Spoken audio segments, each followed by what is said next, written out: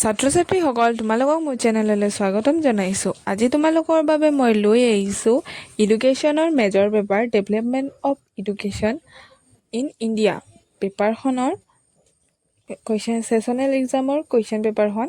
আহা আমি ভিডিঅ'টো আৰম্ভ কৰোঁ। 1 নম্বৰটো হৈছে চমু প্ৰশ্ন লিখা।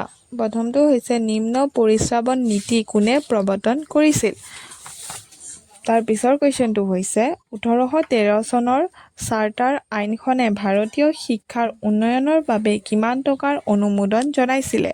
তাৰ পিছৰ কুৱেশ্যনটো হৈছে বেদ কেইখন। 4 নম্বৰ কুৱেশ্যনটো হৈছে বৌদ্ধ শিক্ষাৰ প্ৰৱৰ্তক কোন আছিল। 2 নম্বৰ প্ৰশ্ন হৈছে প্ৰথমটো গুৰুকুল ব্যৱস্থাৰ ওপৰত এটা চমু টোকা লিখা।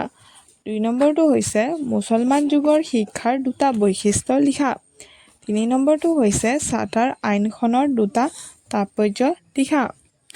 তাৰপিছত 3 নম্বৰ 1টো হৈছে পাশ্চাত্যৰ বিবাদ শেষ কৰিবলৈ লৰ্ড মেকলেই দিয়া মতবাদটো উল্লেখ কৰা।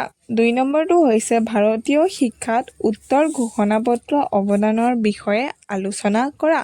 3 নম্বৰটো হৈছে বৌদ্ধ শিক্ষাৰ দোষবোৰ আলোচনা কৰা। তাৰ শেষৰটো হৈছে বৌদ্ধিক শিক্ষাৰ বৈশিষ্ট্যৰ বিষয়ে আলোচনা কৰা। ধন্যবাদ।